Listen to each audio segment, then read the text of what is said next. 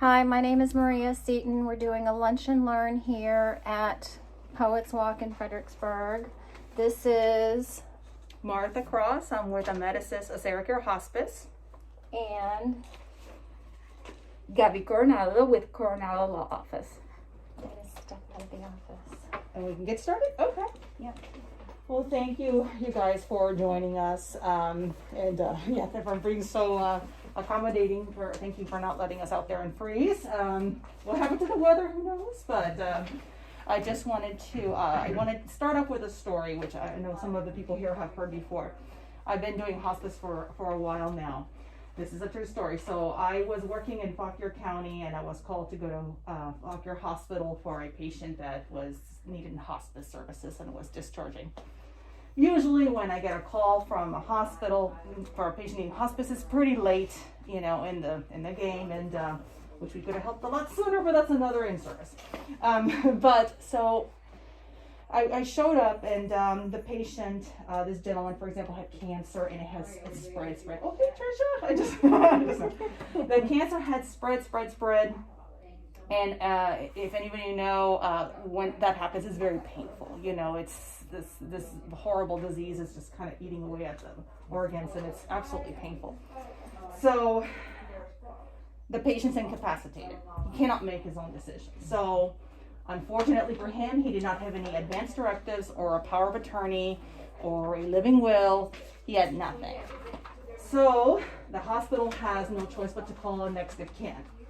This happened to be his son. So I have to talk to his son, and I'm explaining to him, this is what we're going to do. We're going to take him home. We'll keep him comfortable. We'll get him a hospital bed, any other medical equipment he might need. This is all covered under the hospice benefit. Medications, pain medications. He's like, whoa. He goes, don't give him any pain medications. And I said, okay, well, he's in a lot of pain, he goes, I don't care. He goes, he made my life miserable.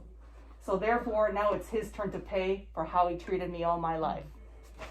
And I'm like, well, what I really wanted to say was like, do you forgive much? I mean, go to church. I mean, that is not my place to say something like that, even though I was shocked. I did explain to him, he's in a lot of pain.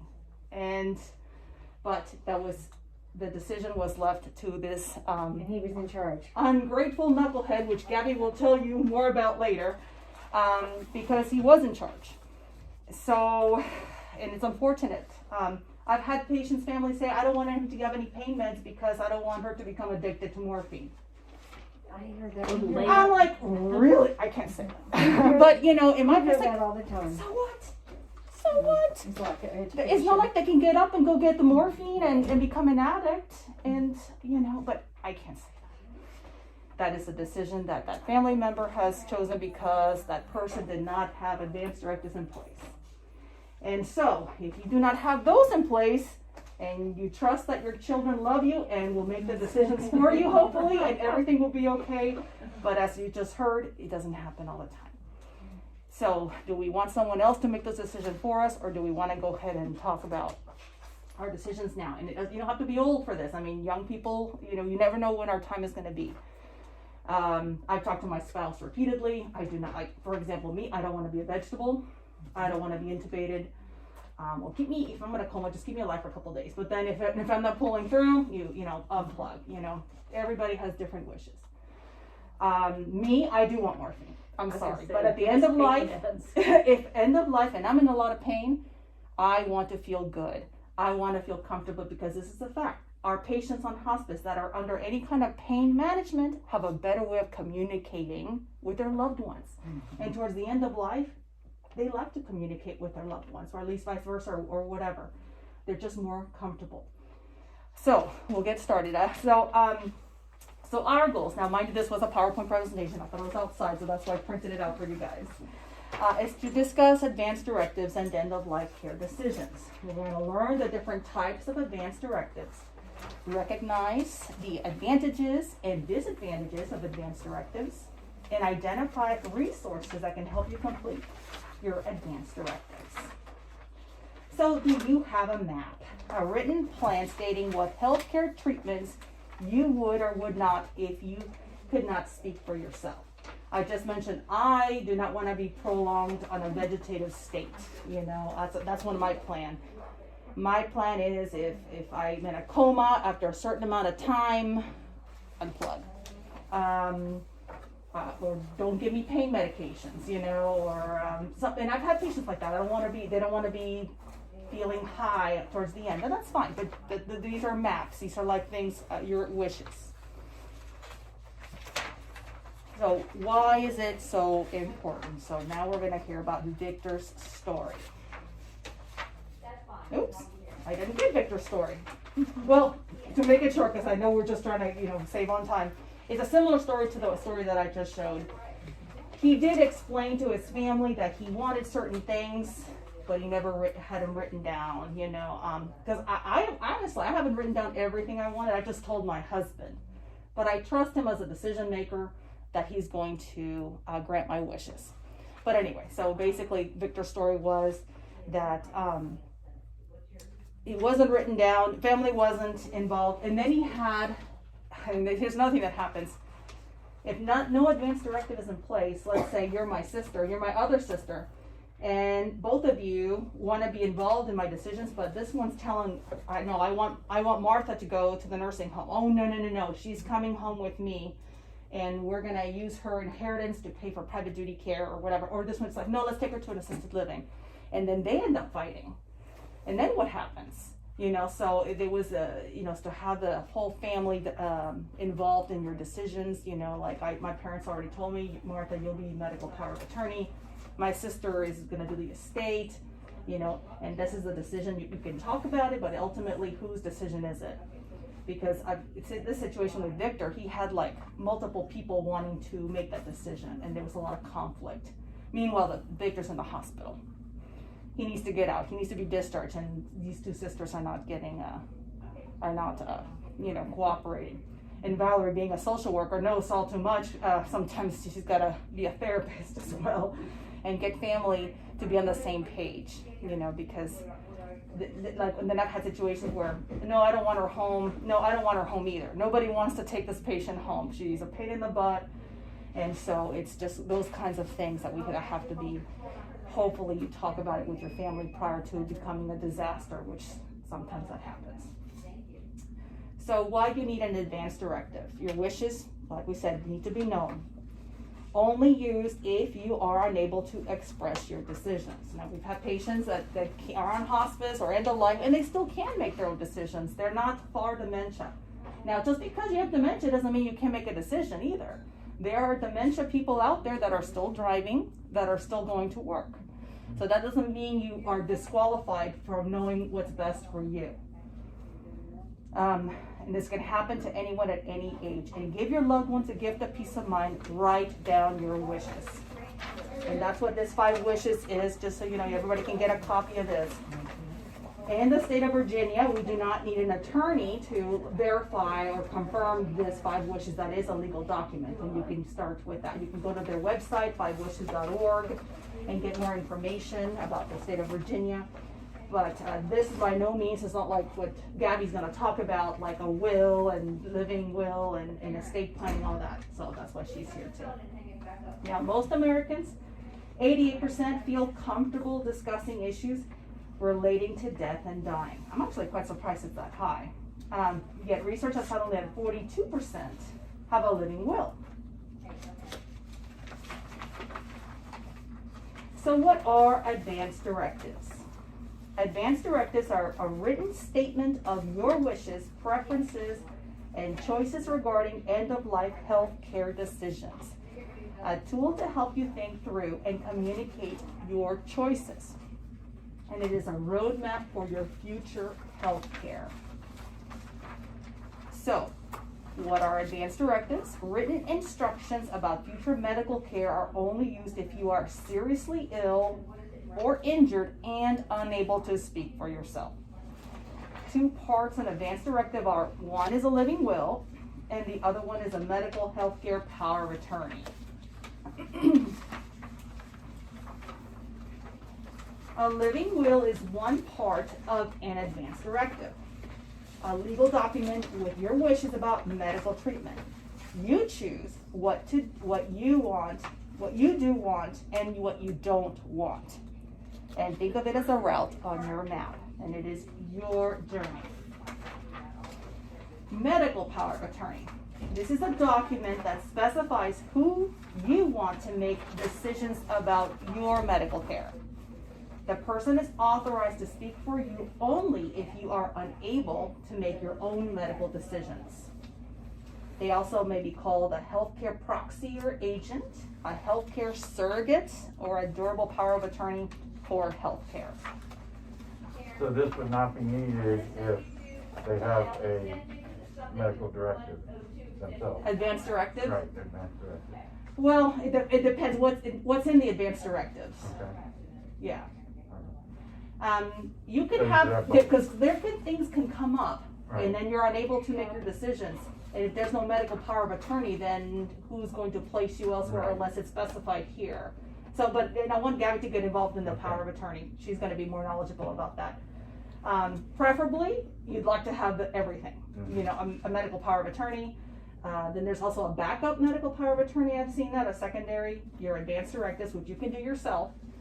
But if something's not in there, then it falls upon that medical power of attorney to like, okay, what's, you know, so. Okay. Okay, so the advantages of having an advanced directive, you're in charge of making your own decisions. Documents can be changed anytime. You do not need an attorney. Documents can help you express your wishes, and forms are available for free at www.caringinfo.org. Which is also here too. So I went ahead and purchased these, so everybody make sure you take one of these 5 wishes. So the disadvantages of advanced directives may not be available when needed, not readily available in patient's charts. That's another thing, you know, like if someone's rushed to the hospital, you know, you got your advanced directives here, but they don't know, and they haven't gotten a hold of somebody that knows you, or the spouse, or they're out of state, and then they're like, oh, do we need to intubate? What are we gonna do? You know, so it is very important to have those handy. Living wills. The disadvantage may not be specific enough, may be overridden by a treating physician, and does not immediately translate into physician's orders. Okay, so the medical terms for end-of-life care decision-making: life-sustaining treatment. Some people choose to forego chemo, radiation, anything that's going to keep someone alive. Like I said, being intubated on life support, those are life-sustaining treatments. Some people may want them, some people may not. Artificial nutrition and hydration, tube feedings. I've gotten patients where they have a tube, and then later on we found out that the patient never wanted to have a tube inserted or surgically implanted, and like, too late now, she has a tube. So they were talking about, well, let's get that out, but then that means they're no longer going to be able to eat. So, but the patient's aware of that.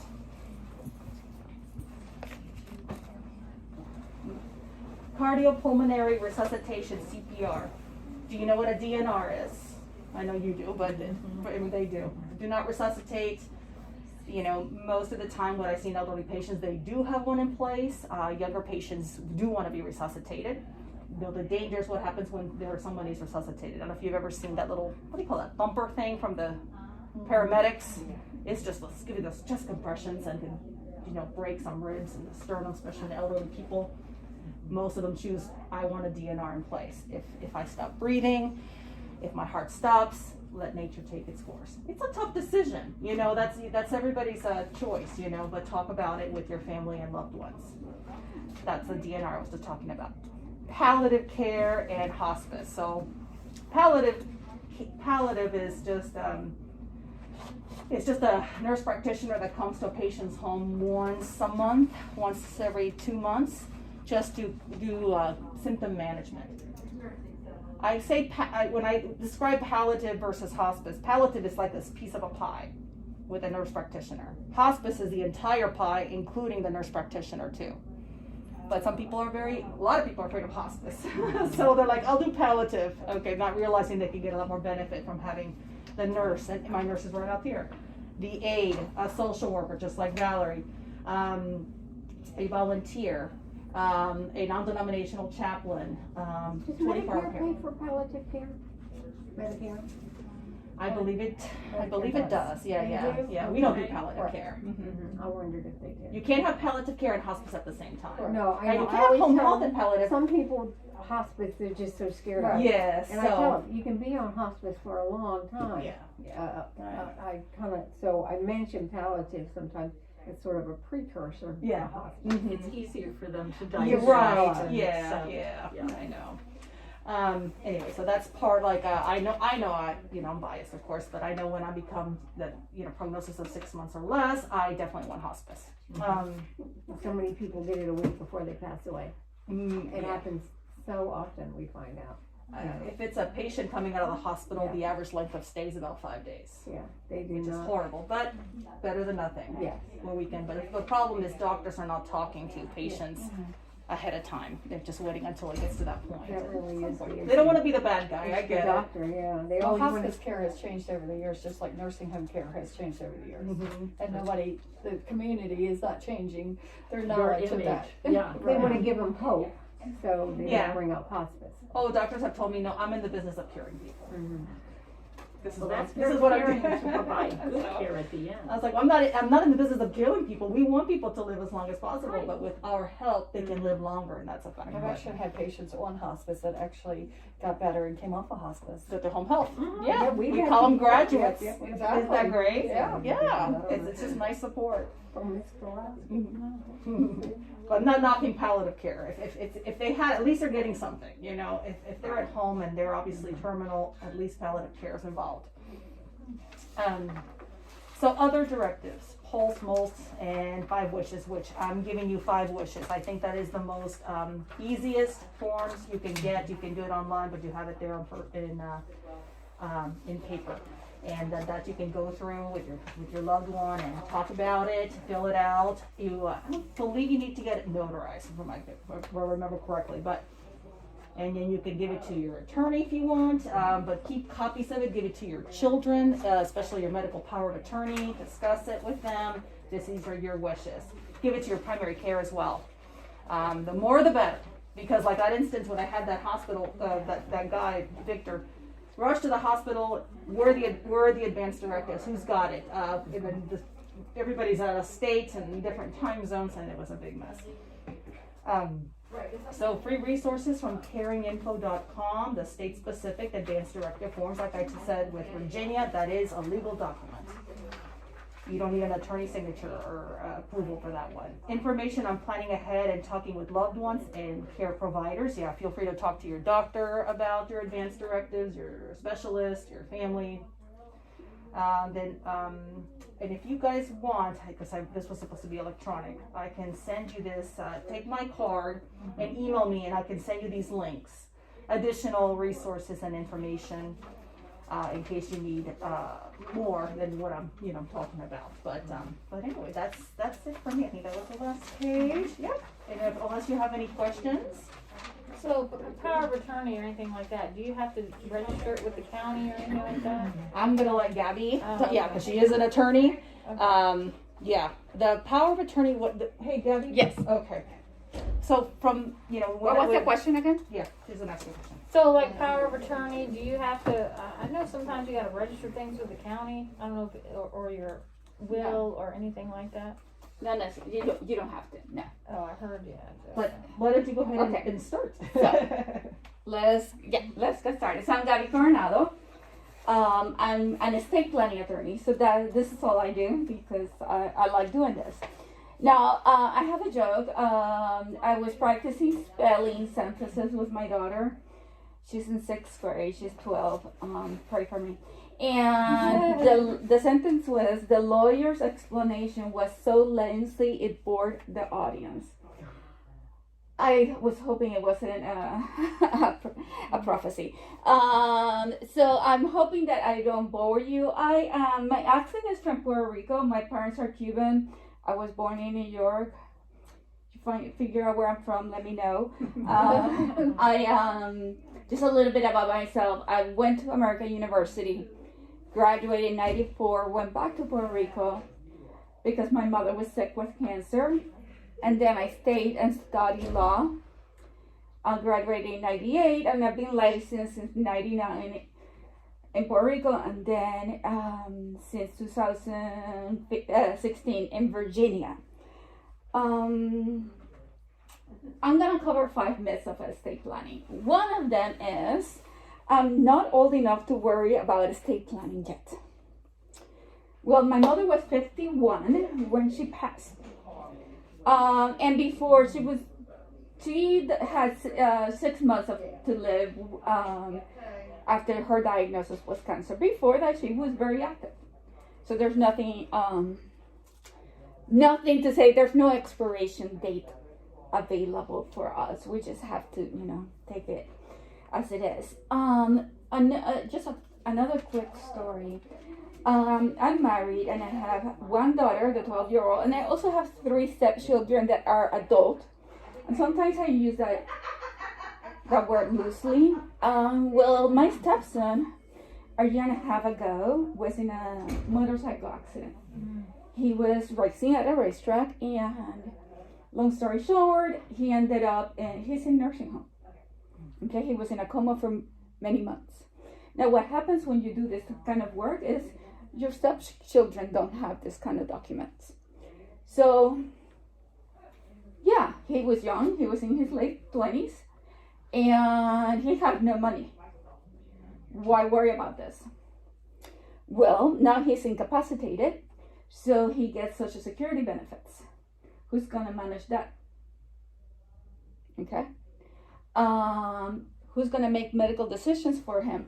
Thankfully, mom and dad finally agreed on something. They were divorced for a reason, right?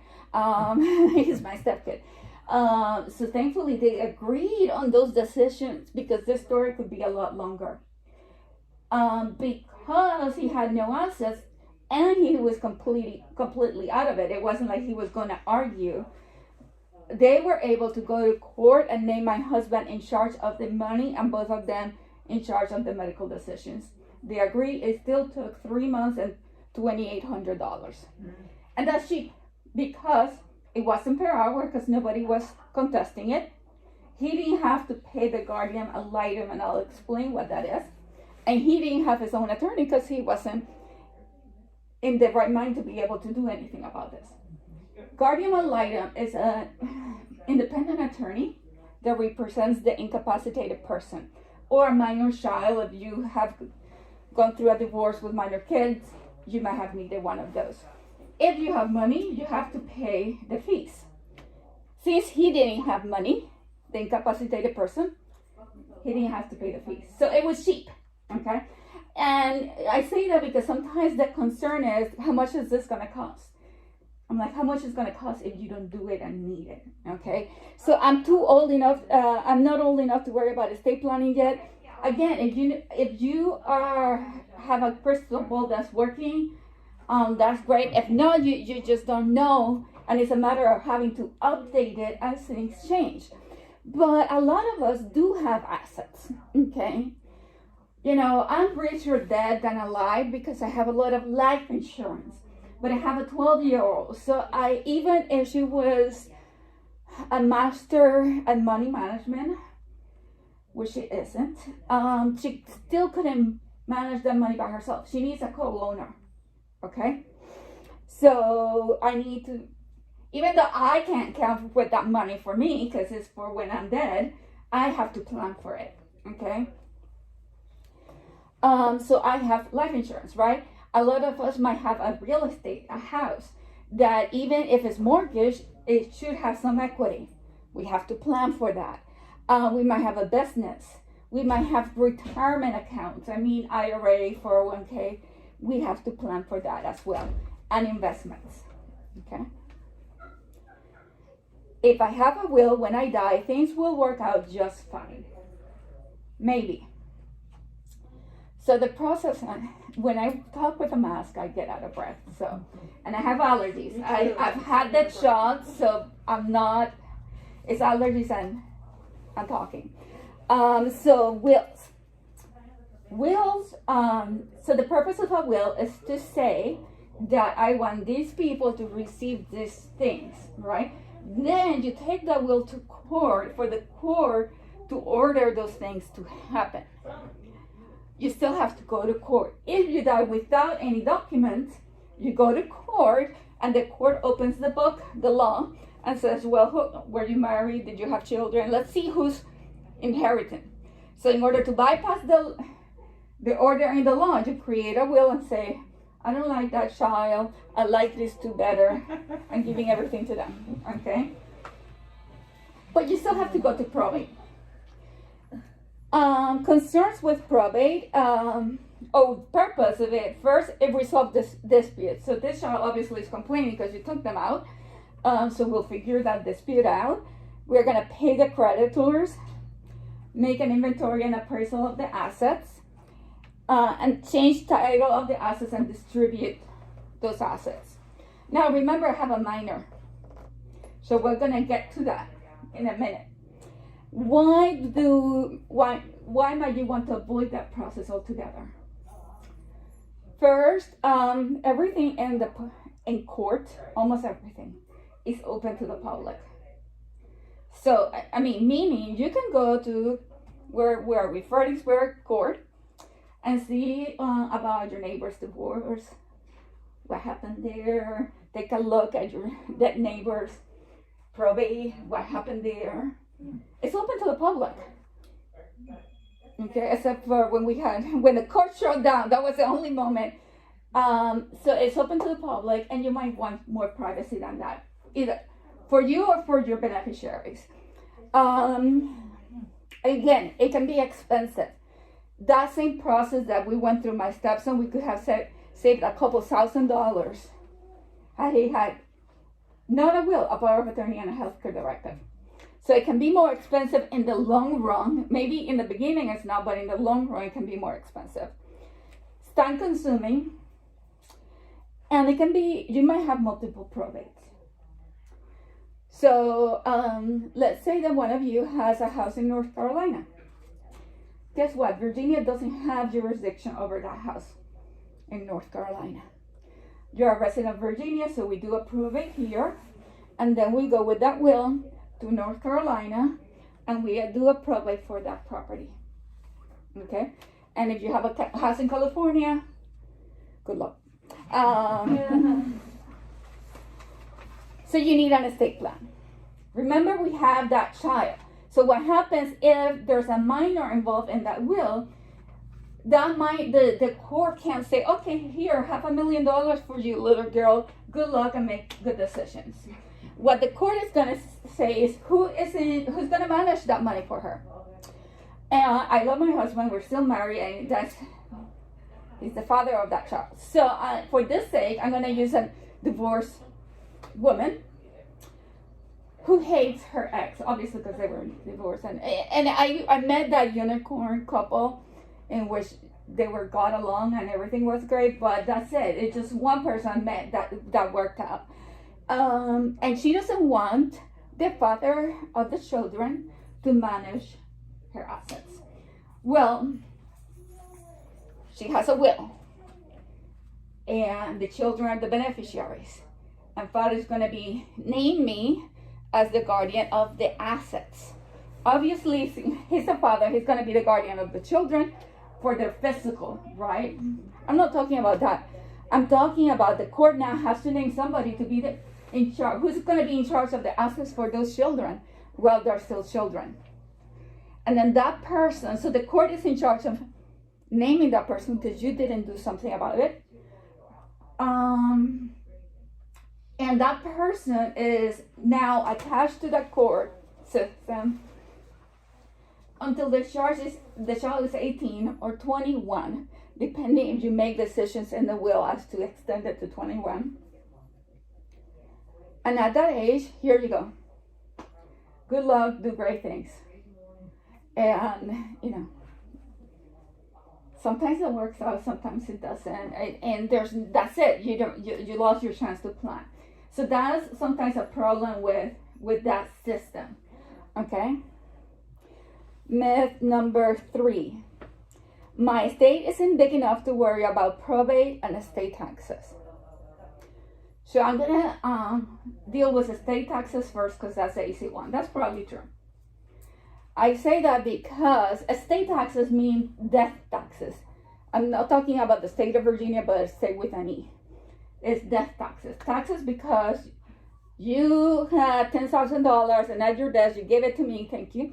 And now I have $10,000. You already paid income tax on that. So we're not talking about income tax. We're just, you die and now I have it. So now I'm going to get taxed. So the good news is the current law, so if you die before 2026, you can pass over $11 million without having to pay death taxes. So that's true. That myth is correct. If you die after 2026, then we go back to the previous law, which is still there because this is just a temporary law. And you still can pass $5 to $6 million because it increases every year with inflation. And that's per person, so it's double if you're married, right? So that doesn't affect a lot of people. The only thing I'm gonna say, Congress likes to mess with the laws, right? And I'm not gonna this is not a political speech, but every 2 years, we have a new Congress. So just because those are the current laws, is not a guarantee of anything, okay? You always have to keep in the background, do I have to worry about this in the future? Probably, I would say that probably cost, a good rule of thumb is gonna cost you 5% of that estate. It could be less, it could be more, depending on how complicated it is. If there's litigation and people are fighting, it goes up, right? If people are not fighting, then it's simple. So if someone dies, you have probate no matter what? Not necessarily. How do you avoid probate? Yeah. So, you avoid probate. There are different things, and I'm not saying that's the way to go necessarily, okay? But you avoid probate if you have a beneficiary form. So you have an IRA or a 401k, and you name your spouse as the beneficiary. It's going to your spouse. Doesn't matter what you say in the will. That form goes before any other planning. That might be good, that might be bad. However, if I'm naming my child as the beneficiary, the 12-year-old, I'm still gonna end up in court. Why? Because we cannot open an account just in her name. Right, but if they were an adult, Correct. then it's fine. Now there are some problems with forms, and I can't tell you this form will do it and this form won't. You name your 2 daughters as beneficiaries, and each daughter has kids. And your goal is that if one of the daughters dies before you, the kids get it. Some forms won't do that. Some form will just give everything to the remaining daughter. So that's why sometimes you have to, and every form is different because it's created by that company. And they decide how they're going to handle things, okay? So there's another way of avoiding probate altogether, which is a living trust, creating a trust. So I have a trust.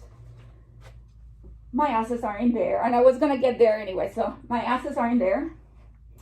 I named the trust the beneficiary of my life insurance. I die, it goes the way I say in the trust. It goes to my husband. I'm the second to die, then it goes, I'm going to simplify this, to my daughter. But my daughter is a minor. Yes, but I have a trustee.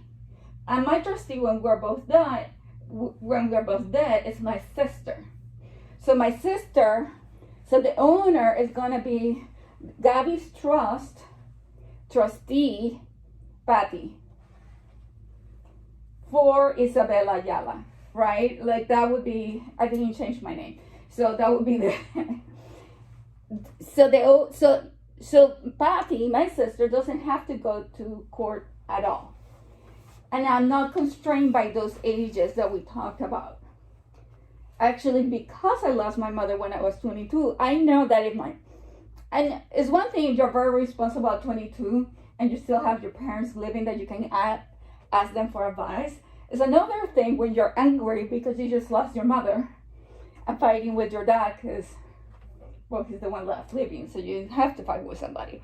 And you're not ready to receive that money, right? At 22, you might not be with a missing parent. You might not be ready because of that experience. I delay things. My sister can use that money to raise my daughter, and even to help her after she's an adult. But I'm not gonna give it all. I'm gonna give her a portion of 25, a portion of 30, a portion of 35, for example. But my sister can still use that money for her health, education, maintenance, and support. Okay, so that's a way of bypassing the court system altogether. Okay. So let me see if I understand this. So I have a daughter, she's 21. Mm-hmm. If I died tomorrow, I think she would probably blow all the money. Mm-hmm.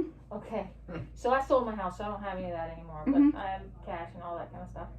Anyway, so my beneficiary I have, and my 401k, all that right now, Mhm. because I did this a while ago, goes to my sister. Mm-hmm. But in the will that I did, I say that I'm thinking my sister's going to take the money, and then she's going to divvy out to my daughter at certain age points, like a third when she's 25, Yeah. third one, in case, you know, she might get in a relationship and they take advantage of her, I don't know. Mm-hmm. Is that the way to do it, or you're saying because No, I put I'm not the saying that at all. So because I put my sister's beneficiary, she could get it and not do what I say in the will. Correct. Okay. Correct. So I'm not saying that your sister's a bad person. I'm gonna kill your sister after you die. Your sister inherited. Right. She died without a will. Your daughter is not her daughter. It goes to her heirs. I see what you're saying. Okay, so it has nothing to do with that person being a bad person. Oh, I know my sister would do the right thing. Yes. And then she gets divorced. Mm-hmm. What happens next? I don't know where they live. I don't know the family laws, the inheritance laws in that state. When you leave it in my sister could die in the trust, right, after I die. Doesn't matter. I have somebody else next in line to be trustee. Mm-hmm. It's never my sister. The money is my daughter's. Mm-hmm. The trustee is the manager. Mm-hmm. But in my trust, I say, well, if my daughter dies, then I say who it goes to. But it doesn't matter if my sister dies, it was never hers. I just need a new manager, and I already said Sally Sue will be the manager after that. You follow me? A little bit? I guess the beneficiary part is what I'm struggling with. So I should change it all to my daughter, but then she can do it. Not necessarily. You might want to do it. So I'm going to get back to that because I'm going to show you why.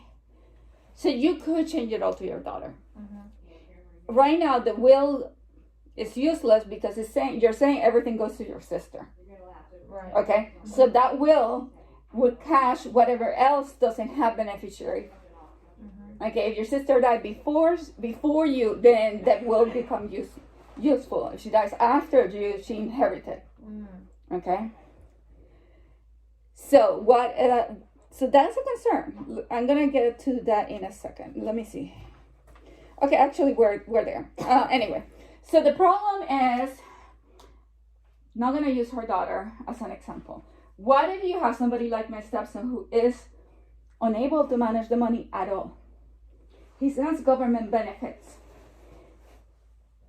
If I give him money, he's gonna lose his government benefits. That's how government benefits work. Okay, but I want to give him money because the government benefits are not enough. So I have to give him, okay, so that's one example. What if they're adults, but they're just not responsible enough yet? I'm not saying they're bad people or doing bad things. I'm just saying they're not here yet. Or what if they have a drug problem? Because that does happen, right? We want to give them money, but but not in their hands. I gave you the example of my daughter because she's a minor. It's obvious you can't give her money. Mm-hmm. So now you don't have to do the same things. Let's assume that it is for my stepson who is a special needs beneficiary. What is going to happen in his bucket? Okay, so when we die, he has a portion, and we're creating a special needs trust. Okay, and the special needs trust allows that person to receive money, but it doesn't count against them in government benefits. Okay, it requires somebody else to manage that money, and it gets more interesting. But it's a way of taking care of those, even for a loved one, for a spouse. We might want to do that if that spouse, we know, because they're already starting the dementia process.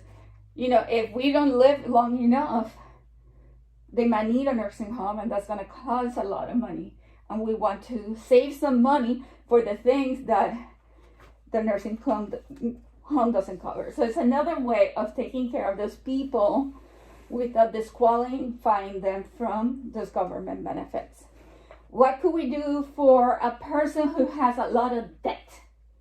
And so what happens is, if I give you $10,000 and you have a line of creditors behind you, they're going to put a lien on that and take it. So I do similarly to a special needs trust. It's just another type. So this is all within my trust. Okay, I have my money, I'm using it, I have the house inside the trust. While I have it, I'm using it because it's my money. I'm using it any way I want. When I die, the life insurance pays into the trust. Now I'm the last one to die. And then there's sub-trusts coming out in a tree out of that. And that's when those sub-trusts are fed when we both die, because it's a married couple trust. Okay, so for my daughter, we decided to do that. For my oldest stepdaughter that is responsible, I can just give it right to her right away. And then create a special needs trust for my stepson.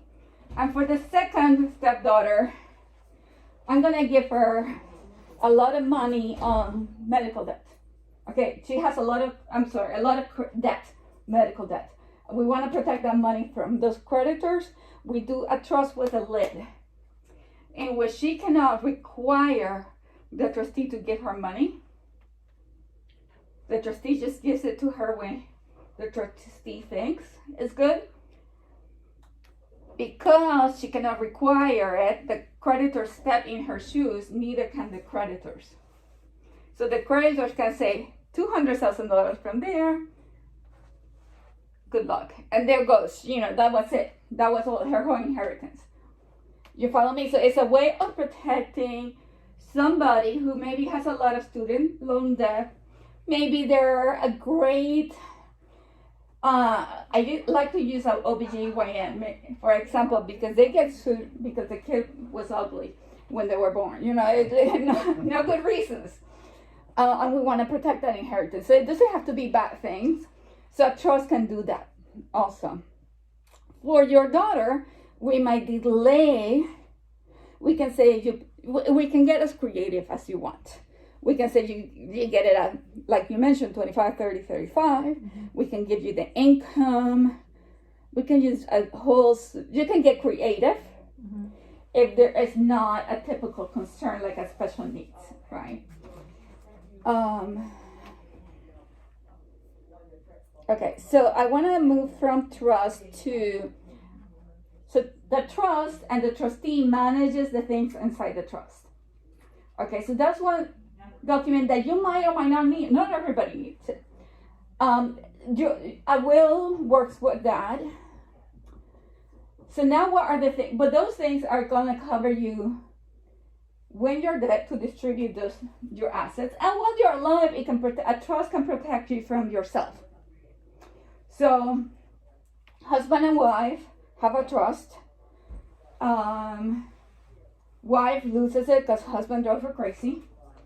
Now, wife is still her assets, but now wife is going to get out of the driver's seat as trustee, and husband is going to manage it by himself. And that's because you want it that way, because wife has dementia, and you don't want. Versus a power of attorney still allows if the account is not inside the trust. Okay, I can write checks.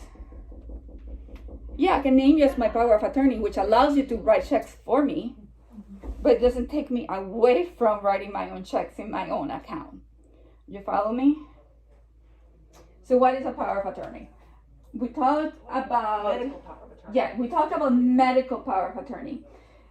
There's a regular power of attorney, which is for money and legal rights. Remember, my stepson didn't have any money.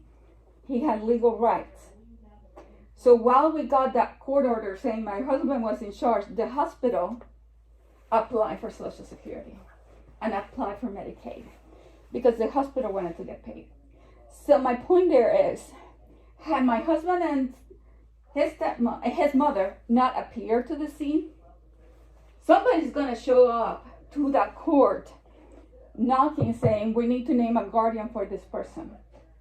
Okay, and the court decides who that is. It does not have to be a loved one. It does not have to be a person you like. Because you might be in a coma, so it doesn't matter. You can't testify. Okay? What avoids that? Having an estate plan. A power of attorney now allows, had he had a power of attorney, we avoid the court.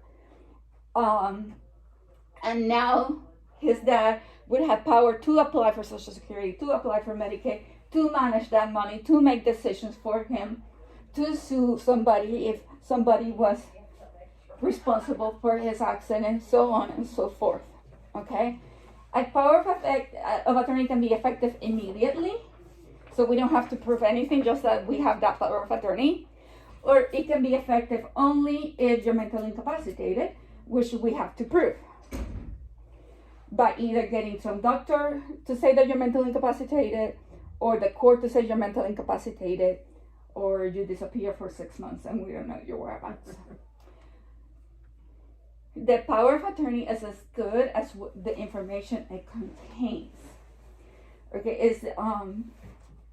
it can be a very powerful tool or it can be useless. A lot of people want to see specific things in there. I'm gonna give you an example. 20 years ago, we used email. It wasn't as prevalent. Now everything is online. The accounts are online. You have social media. If you don't have a digital power, if you don't provide specific power for digital assets, Google will never give you, give your loved I'm ones. sorry, Yeah. but I keep You gotta getting go. called. Yeah, Yeah. excuse me. Sorry. Okay. Google will never give you that access. Okay. So that's why I'm saying every so often, even if you had a power of attorney, you should update it, because that is going to be essential while you live. If something happens to you and you can't manage your affairs. We have Martha talk about, I'm gonna sit over here and just make it cozier. I noticed. I was out of breath too when I Yeah. was talking. I'm like, wait, I'm not even smoking. Yeah, no, it's the mask. And I already changed the mask too. So the health care, you mentioned it, right? I don't see, what, yep, excuse me. Yeah. So in the healthcare directive, a couple of things that you got it. The thing with the 5 wishes, I want you to think you're here, so I'm gonna bet that you're not terminal. Okay? 5 wishes concentrate on the terminal. Okay? Now, if tomorrow you need it does appoint somebody to make decisions. But if tomorrow you need an operation to get your gallbladder out, who is going to make, you might want a medical power of attorney with a living will. That you can incorporate the 5 wishes into that document. But now we're talking about anytime, you can use that document anytime you're unable to make an informed decision. That does not mean dementia. If you're high on morphine because you're in a lot of pain and you broke the leg in 3 places, you might be unable to make informed decisions at that point. You're not dying, although you wish you might. If you're unconscious because you are under anesthesia and there has to be a decision made, that healthcare directive, that agent in that healthcare directive is able to make those decisions because you gave them that power. So the healthcare directive in Virginia. Now, some states have different documents. One for what happens when you're dying. We call it a living will. So I don't want to focus on the names. What Virginia has, and it's in the law. You can just download it from the Virginia laws. They have a sample. What Virginia has is one document in which we cover what happens at any time that you are unable to make an informed decision, but it also includes what if you're dying? Let's be more specific. And do you want organ donation? And it has that all in one document. There's a separate document that we haven't mentioned, but also regarding to health, and that's a HIPAA authorization, a HIPAA release authorization. So if Martha was my sister, she might not be making my healthcare decisions because I want my husband to make them, but I want Martha to be able to talk to the doctors because she's in the field she's in, and she knows the doctors and whatever. It has nothing to do with making decisions, and everything to do with who needs to have access to your medical information. A power of attorney might need access to that medical information. Okay, an attorney to declare you mentally incompetent might need, and certainly some of your loved ones. I couldn't hear what you. I didn't say it. I'm sorry. These things are. I know, mine does that too. Like, what did you say? I'm like, shut up. Not Does talking it do to it to you. you? Just starts talking. So that HIPAA release is very important to have as a backup. I have a friend who is a pharmacist. She will never make medical decisions for me because I have other people in line.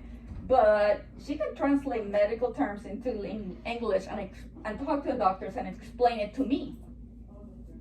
I'm still good here, but I could name her in that HIPAA release, okay? But I've seen those forms at primary cares that they So actually the have. problem with that is, Okay. it belongs to them.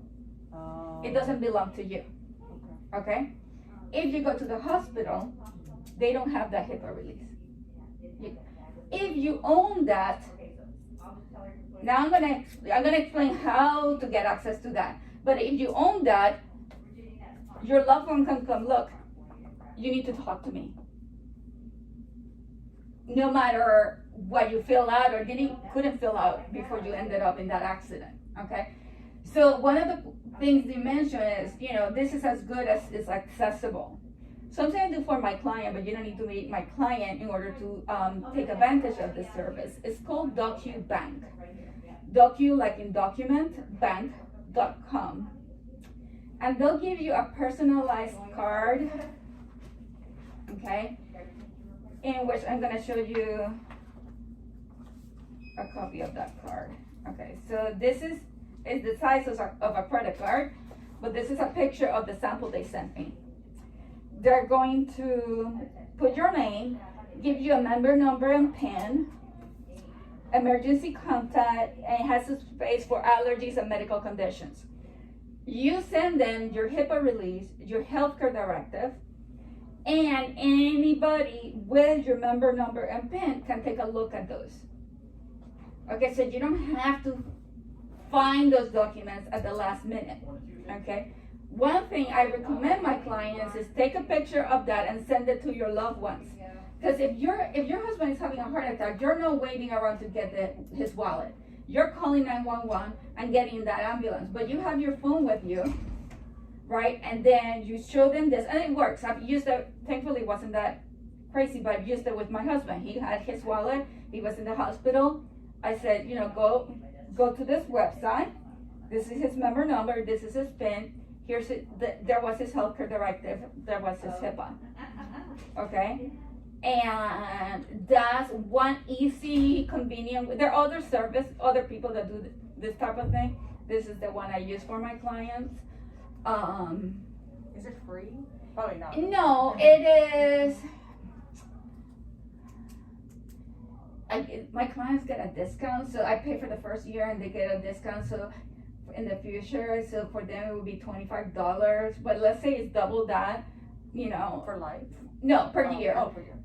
Let's say it's double that, it's still, which is not, but let's just say, $50 per year per person. Yeah. It is, and they have different versions of this. They have one for people with cognitive problems. They have another one for minors. Another one for college students. Same thing, just a different. Just you can do a lot more with this. I just wanted to give you a solution to your problem. Yeah. Okay, and it can be any form. Okay, so this is people all over the country are using this. So it's not Virginia only. So if you're traveling to California and end up in the hospital, you're not flying with your healthcare directive. Because I don't know about you, I never done that. I never flown with, Just in case. but I have ended up in the hospital in Florida. So that has happened. I would say once a person turns 18, even if they have no money to their name, they need a healthcare directive, a HIPAA release, and a power of attorney. From there, it depends, right, on your personal circumstances. What else you need? A will, a trust, anything more complete. Even there are more estate planning products available depending on your concerns. But if you're sitting here, it means you have your cognitive abilities enough to make those 3 documents, and you should if you don't have those. Any questions? Can a power of attorney include medical, or do they always have to be separate? They're always gonna be separate, okay? Yeah, never the two shall meet. If you see something together, I wouldn't trust it, okay? Those blue folders are for you. They don't have the presentation. They just have a good information on what I do on estate planning. If you want me to contact you, you can fill out that blue form and give it to me. If not, it still has my information there if you want to call in the future. Any other questions? Thank you. You're welcome. Thank you, that was a lot of information. It is. I do a webinar once a month online, and I take a couple through the process. So it's an imaginary couple with all these problems, so it's easier to visualize. So you can go to my website and register for that if that's useful. Okay. Thank you. You're welcome. Good luck, guys. I think I'm gonna hit the sodas too.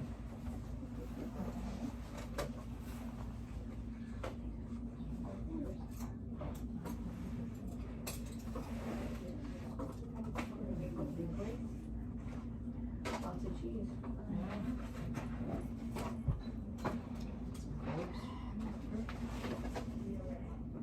I'm gonna get a Coke. Yes. I lost track after myth number 3. Okay, yeah. I picked up 1, 2, and then you said 3. I think I just combined them Right. because of the Okay, questions. what was 4? Hold on. I had my cheat sheet first.